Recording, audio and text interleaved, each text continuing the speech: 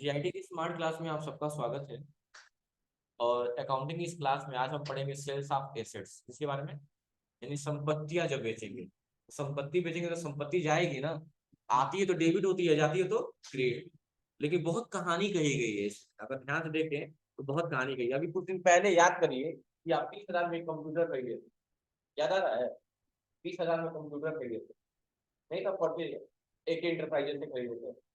30,000 computer 30,000 खरीदे थे। तो आज हम बात करेंगे डिप्रिसिएशन की। किसकी बात करेंगे? डिप्रिसिएशन क्या होता है? हिंदी में बोलते हैं हरास। और इसका क्या होता है, परिभाषा क्या होता है कि दिन प्रतिदिन संपत्तियों के मूल्यों में होने वाली वृद्धि क्या बोलते हैं, depreciation। और डिप्रिसिएशन सारी संपत्तियों पर नहीं लागू होती, और सोना पे लागू होगा, गोल्ड पे नहीं, लैंड पे नहीं, इन सब संपत्तियों पर लागू नहीं होता। लागू कहाँ होगा? इन पे लागू होता है, या इंस्ट्रूमेंट वाली कोई चीज है इस पे लागू होता है, इलेक्ट्रॉनिक कंपोनेंट है उस पे लागू होता है ना। तो जैसे कहा है कि जो डिप्रिसिएशन का रेट होता है दो टाइप से लगाया जाता है।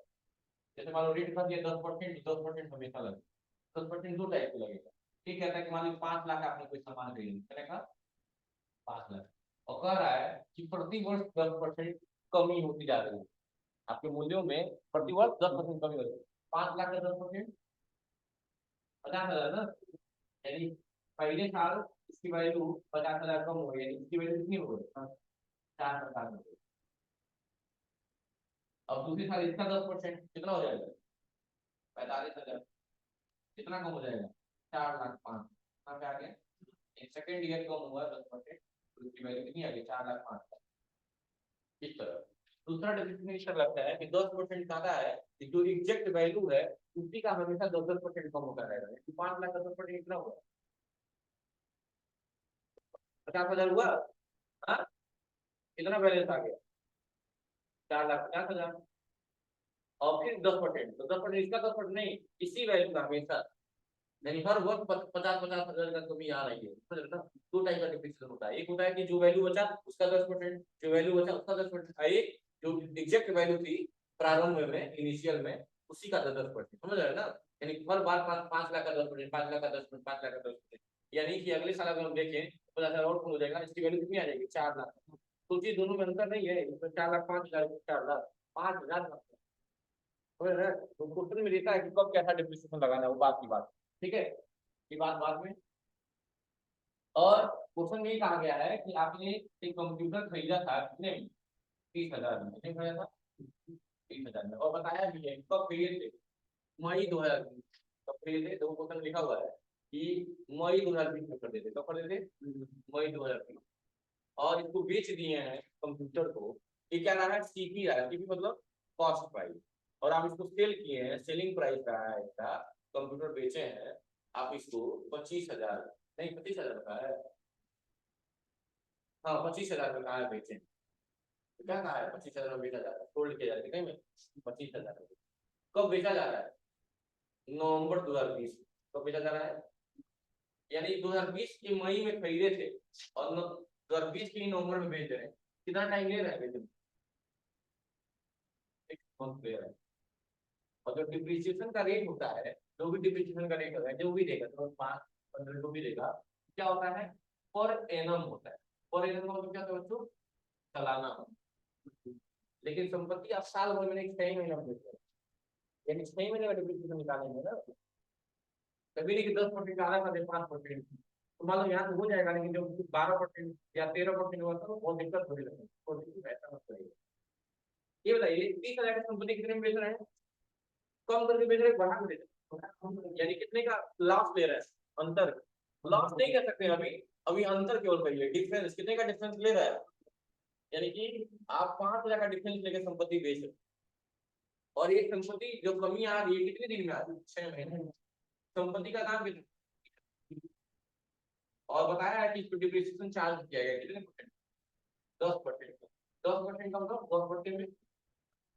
लेकिन इस सालाना की बात है ना, सालाना है ना 10% वाला। लेकिन हमने संपत्ति बेची कितनी दिन में? यानी पूरे 6 और बटे में 12। क्यों 12 दे रहा है? क्योंकि एक साल में 12 महीने। और ये 10% सालाना था, लेकिन आपको सिर्फ 6 महीने का निकालना है। अब काट दीजिए, 6 हो जाते 12 है ना, और 10 10 जा 10 बचेगा, और 2 से काट दीजिए, कितना बचेगा? 15,000। 15,000 भागा में 10, 15,000 भागा 10, एक जीरो खत्म हो गया, यानी 1500 क्या निकल गया? डिप्रिसिएशन निकल गया। क्या निकल गया? कितने का अंतर था? इसमें से पता लगा लिए कि 1500 क्या निकल गया? डिप्रिसिएशन निकल गया। क्या निकल गया? डिप्रिसिएशन निकल गया। और कितना बच गया? यानी 3500 रुपए कहाँ गया? पता चल रहा है? यही हो गया लॉ। क्या हो गया? लॉ। किस पे लॉ हुआ है? सेल्स ऑफ एसेट्स पे। संपत्ति बेचते वक्त, संपत्ति बेचते वक्त हमें कितने का लॉस हो गया? 3500 रुपए। एक क्वेश्चन समझ में आया कि नहीं आया? फिर से देखिएगा। हाँ, एक कंप्यूटर हम खरीदे थे कितने में? 1,000। कब खरीदे थे? 2020 महीने का होगा। 20 महीने का होगा। 2020 में मई में खरीदे। और इसको बेच क्या रहा आपका? सीपी रहा। सीपी मतलब लागत मूल्य, दाट प्राइस। और फिर विक्रय मूल्य क्या है इसका? एसपी कंप्यूटर का, कंप्यूटर। जब एक चीज का सामान 25 में बेच रहा है तो कहीं ना कहीं लॉस ले रहा है कि नहीं ले रहा है? दिक्कत हो जाएगा। और कब बेच रहा है? 2020 में ही बेच रहा है। किस महीने में? नवंबर। और कहा है कि संपत्ति पे जाहिर सी बात है कमी आना मतलब डिप्रिसिएशन चार्ज हो रहा है। सही बात है ना? 30 का 25 में बेच रहा है तो कहीं डिप्रिसिएशन लग रहा होगा ना। और दिया है डिप्रिसिएशन का रेट कितना दिया हुआ है, लेकिन लिखा हुआ है पर एनम सालाना। 10% क्या है? पर एनम है, सालाना है। और आप देखिए कितना टाइम में बेच दे रहा है। आप सही में बेच दिए हैं। तो डिप्रिसिएशन का तरीका क्या है? अमाउंट देखिए 30,000 जितना कर लेते पूरे कितना परसेंट? 10 5 कितना? 10 और भागे में तो लेकिन ये सालाना है ना, ये तो सालाना होता है। 6 महीने में मतलब 7 महीने पीछे पे निकाल लेते हो जाना, लेकिन क्वेश्चन में 6 ही महीने की बात की, इसलिए पूरे 6 और बटे 6 से 2 बार में कट जाएगा। ठीक है, 2 से 5 बार में कट जाएगा, 2 ये 2 में कट जाएगा, 3 से गुणे 5 1500। ठीक है, 1500 रुपया आपको डिप्रिसिएशन मिलेगा। क्या मिलेगा? मतलब आपकी कमी आई है अगर 5,000, उसमें 5,000 में से 1500 आपको डिप्रिसिएशन लगा है, और बाकी 3500 रुपया लॉस हो गया इस पे। यानी आज लेजर बनाना होगा, एक लेजर बनाएंगे आप, डिप्रिसिएशन का एक डिप्रिसिएशन का लेजर बनाएंगे। अंडर रूट क्या होगा? कहीं ना कहीं पूंजी को घटा रहा है ना, इनडायरेक्ट एक्सपेंस सामने देखिए, नीचे मत देखिए। और एक बनाएंगे डिप्रिसिएशन प्रोविजन पर। प्रोविजन का, प्रोविजन का मतलब क्या है? प्रावधान। ये डिप्रिसिएशन लगाना क्या है? प्रावधान के मुताबिक है ना, प्रोविजन फॉर डिप्रिसिएशन। इसका अंडर रूट क्या रखेंगे? इसका अंडर रूट रखेंगे प्रोविजन। तो ये प्रावधान लग रहा है, समझ आ गया ना? और एक बनाएंगे, एक और लेजर बनाएंगे, loss on sales of asset. क्या बनाएंगे? Loss on sales of asset. इसका अंडर रूट क्या रखेंगे? इनडायरेक्ट एक्सपेंस रखेंगे। क्या रखेंगे? इनडायरेक्ट एक्सपेंस रखेंगे। समझ में आ गया ना? कितने लेजर आज हमको बनाने हैं, कौन कौन से लेजर बनाने हैं, सब सामने देखिए, सब हम काम करेंगे। सोचिए एक ही क्वेश्चन कितना तगड़ा दिया हुआ है, हाँ? एक समझ जाएंगे तो सब आ जाएगा। कंपनी हमारी खुली ही हुई है, तो सबसे पहले क्रिएट में आइए और लेजर बना लीजिए। कौन कौन सा लेजर हमको बनाना है? एक बनाना है प्रोविजन फॉर सीएसएम। ग्रुप क्या होगा? प्रोविजन ही। जब प्रोविजन लगेगा तो प्रोविजन ही होगा। कंट्रोल एस एक्सेप्ट कर लिए। और एक और क्या होगा? Total depreciation. डिप्रिसिएशन इसका क्या होगा? Indirect expense. ठीक है, कंट्रोल से एक्सेप्ट कर लीजिएगा। और एक और बना लीजिएगा, क्या? Loss on sales of asset. क्योंकि आपको खुद समझ में आ रहा है कि लॉस हो रहा है भाई, क्योंकि 30 के सामान 25 में बेच रहा है तो कहीं ना कहीं हानि ले रहा है कि नहीं ले रहा है? बस ये भी इनडायरेक्ट एक्सपेंस ही रहेगा। बन गया कि नहीं बन गया? अब इस क्वेश्चन को करने के लिए आप जर्नल का इस्तेमाल करेंगे। किस वाउचर में काम करेंगे आप? तो F वाउचर में आ जाएंगे, F7 से जर्नल वाउचर। रेफरेंस नंबर जो दिया होगा ले लीजिएगा। क्या दिया हुआ है? 2 लिखा हुआ है, चलो 02 दे लीजिए। डेबिट कौन होगा? तो जिसको बेच रहा है कौन है? Computer empire, computer care? हाँ, एम्पायर है कि केयर है? एम्पायर है। ऑन अकाउंट कितना? 30,000।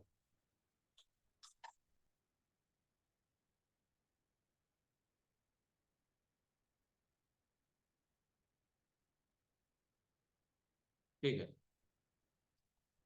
कितना? नहीं, कितने का बेच रहे हैं आप? हाँ, तो पार्टी पार्टी हमको 25,000 रुपये न देगी, तो उतने का ही बेचिए। ठीक है, फिर यहाँ डेबिट करिए, और जिसमें जिसमें 25,000 रुपया क्या बोलते हैं, 5 प्रोविजन लग रहा है, प्रोविजन कितने का लग रहा है? 1,500 रुपए का। फिर से डेबिट करिए, और लॉस भी तो हो रहा है, कितने का? 3,500 रुपए का। अब 30,000 पहुंच गया, और आपने संपत्ति बेची है कितने की? कंप्यूटर देखिए, कंप्यूटर की वैल्यू 0 हो गई ना, यानी कितने का कंप्यूटर था? 30,000 का था, यानी कंप्यूटर कितने का था? 30,000 का, और आपने बेचे कितना? भाई, कंप्यूटर को, एम्पायर को सिर्फ 25 में बेचा है आपने। क्यों? 5,000 का अंतर लिया, 5,000 अंतर में क्या क्या हुआ है? 1,500 डिप्रिसिएशन चार्ज हुआ है, और 3,500 समझ में आया कि नहीं आया? अब सुन लो ध्यान ध्यान से। अब प्रोविजन का लेजर आप बनाए हैं, और जैसे 1,500 डिप्रिसिएशन प्रोविजन का डाले हैं, तो देखो करंट बैलेंस में कितना आ गया है? 1,500 आ गया ना। अब इस पैसे को, जो प्रोविजन था डिप्रिसिएशन में गया है, इस पैसे को डिप्रिसिएशन के खाता में ट्रांसफर करना हो, तो इसको जैसे एक्सेप्ट करेंगे इंटर इंटर करके, फिर यही क्वेश्चन को क्या करेंगे? फिर से इसी में करेंगे, और इस पैसे को कहाँ ट्रांसफर कर देंगे? किसमें ट्रांसफर कर देंगे? 03 डेबिट हो जाएगा आपका डिप्रिसिएशन। कौन डेबिट होगा? डिप्रिसिएशन कितने से? 1,500 से। और ट्रांसफर करने वाला कौन होगा? प्रोविजन से। समझ में आ गई बात ना? देखो, प्रोविजन का बैलेंस अब फिर 0 हो गया, यानी क्वेश्चन करने के बाद प्रोविजन का बैलेंस जो है डिप्रिसिएशन वाला, उसको डिप्रिसिएशन खाते में ट्रांसफर करिए, क्योंकि पहले तो आपने नियम लागू किया है, नियम लागू होने के बाद जो बैलेंस आया है उसको दे दीजिए। समझ रहे हैं ना? जैसे ड्रीम इलेवन में आप पैसा जीते हैं तो आपके खाते में आ जाता है? नहीं, पहले उसके खाते में आता है, फिर हम जीती हुई धनराशि आप विड्रा करके अपने खाते में मंगाते हैं। तो वैसे ही है कि पहले प्रावधान लगाया गया है कि कितना जीते हैं, क्योंकि टैक्स सब काट लेगा ना वो, काटने के बाद आपके खाते में भेजेगा। तो वही काम यहाँ पे हुआ है। बस इंटर इंटर करके क्या कर लेंगे, एक्सेप्ट करेंगे, और ये ट्रांजेक्शन कंप्लीट। कोई दिक्कत है क्या? बहुत इंटरेस्टिंग क्वेश्चन था ये डिप्रिसिएशन वाला, याद रखिएगा। ठीक है, और अब हम पढ़ेंगे डेबिट नोट वाउचर। क्या पढ़ेंगे? पहले समझ लीजिएगा। जब परचेज करते हैं तो परचेज रिटर्न भी करना पड़ता है, क्यों? और सेल्स करते हैं तो सेल्स रिटर्न भी करना पड़ता है। जब पर्ची रिटर्न करते हैं तो डेबिट नोट इशू करते हैं। क्या इशू करते हैं? Debit note. और जब सेल्स रिटर्न करते हैं तो क्या इशू करते हैं? क्रेडिट नोट इशू करते हैं। लिख लीजिए इस बात को, तो क्रेडिट नोट इशू करते हैं। पर्ची रिटर्न करेंगे, डेबिट नोट इशू करेंगे।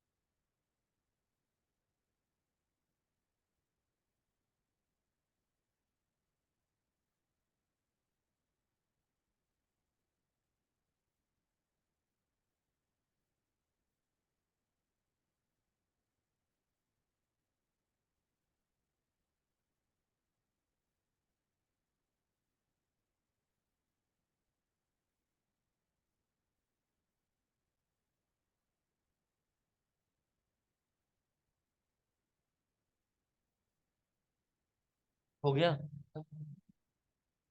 बात नहीं करिएगा।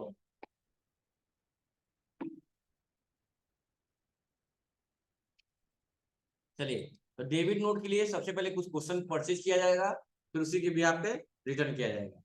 ठीक है, कहा है कि सप्लायर से, भाई हम जब परचेज करते हैं किससे परचेज करते होंगे, सप्लायर से, या सेल करते होंगे तो कस्टमर से। कहा है सप्लायर से परचेज किया गया गुड्स किसी भी कारणवश अगर अपने सप्लायर को आप वापस करेंगे तो उसे हम परचेज रिटर्न बोलते हैं। और परचेज रिटर्न के लिए भी एक वाउचर बनाया गया है जिसे बोलते हैं डेबिट नोट वाउचर। क्या बोला गया है, डेबिट नोट वाउचर।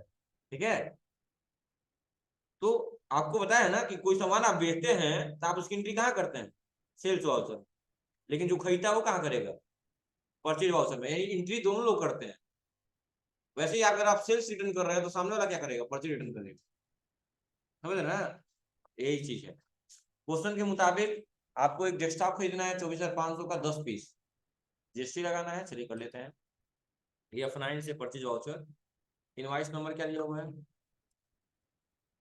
24, नहीं 24 नहीं 445। पार्टी का क्या नाम है, लेनो है क्या, हाँ लेनो है, यानी लोकल है। आइटम का नाम लेनो G56 डेस्कटॉप है। और किस गोडाउन में खरीद रहे हैं, दिख रहा है, चलो कोई बात नहीं, शॉप में खरीद लेना है, शॉप में 10 पीस खरीद लेना है 24,500 के रेट से, सही है ना। हाँ, और बाकी क्या लगा देंगे, जीएसटी। और देखो 22,050 आया है, हाँ इंटेंट करके क्या कर लेंगे,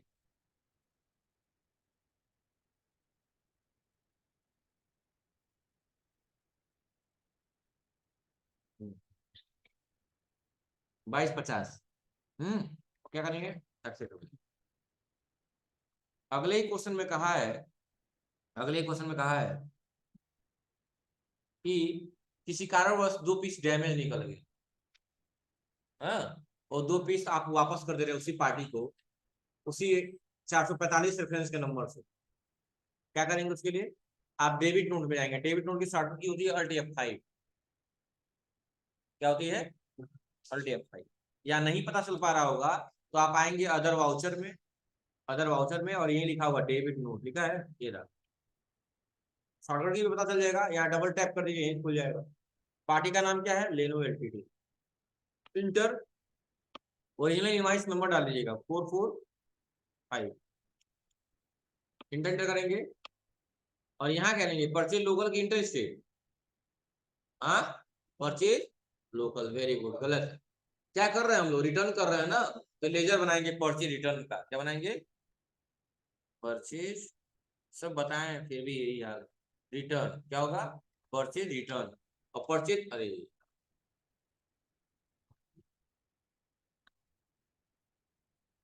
और परचेज रिटर्न का अंडर ग्रुप क्या होगा, परचेज अकाउंट ही होगा, very good. Control S accept कर लीजिए। और आइटम का नाम है लेनोवो G56 डेस्कटॉप, इंटर करेंगे, इंटर करेंगे। शॉप से कितना पीस, 2 पीस, 24,500 के रेट से, इंटर करेंगे तो यहाँ पूछेगा अभी ये, यहाँ पे, अरे यार वो नहीं लगा क्या, CGST और SGST, नो करेंगे, जीएसटी भी तो वापस होगा ना, इंटर करेंगे। यहाँ आगे सिर्फ आराम दबाइएगा, और यहाँ कौन सा लेंगे, ये 212 ले लिया, इंटर दबाने के चक्कर में गड़बड़ हो जाता है, लेंगे कौन सा, यही था 279 टोटल बैलेंस था, अभी देखिए बैलेंस कम हो जाएगा। इस पार्टी से हमें पैसा कितना देना था इसको, 289 देखना था, 289 देना था, लेकिन अब देखिए अभी कम हो जाएगा। इंटर करें, इंटर करके क्या कर लिया, तो 289 में से इतना घटा दीजिए तो आपका हो जाएगा। ठीक है,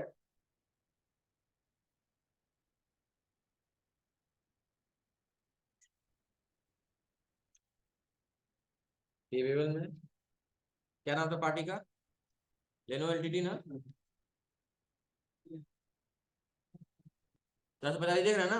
देखिए अमाउंट कम हो गया क्या, देखिए पूरे देखिए, 289 था, कितना था, 289 था, लेकिन कितना रिटर्न हो गया, और पैसा कम हो गया होगा ना, तो फिर रिटर्न हो गया, तो अब कितना कम हो गया, डबल टैप कर दीजिए,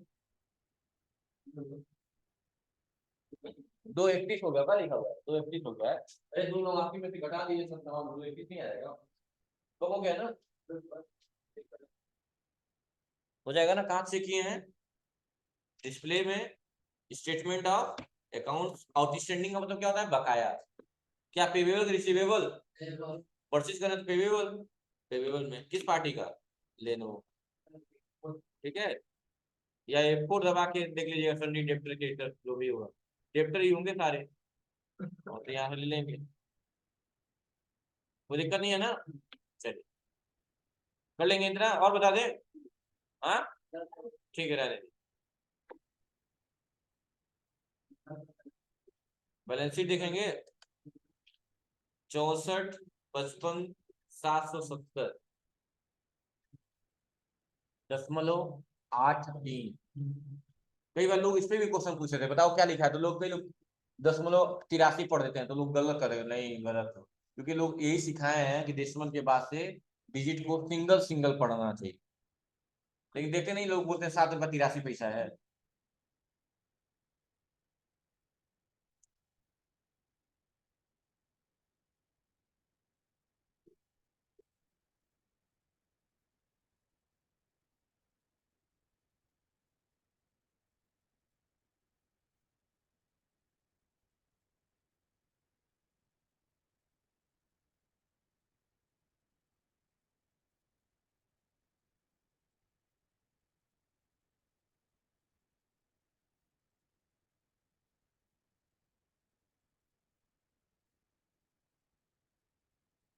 हो गया, कोई दिक्कत नहीं है ना। चलिए, thank you class. Alok Rishikesh.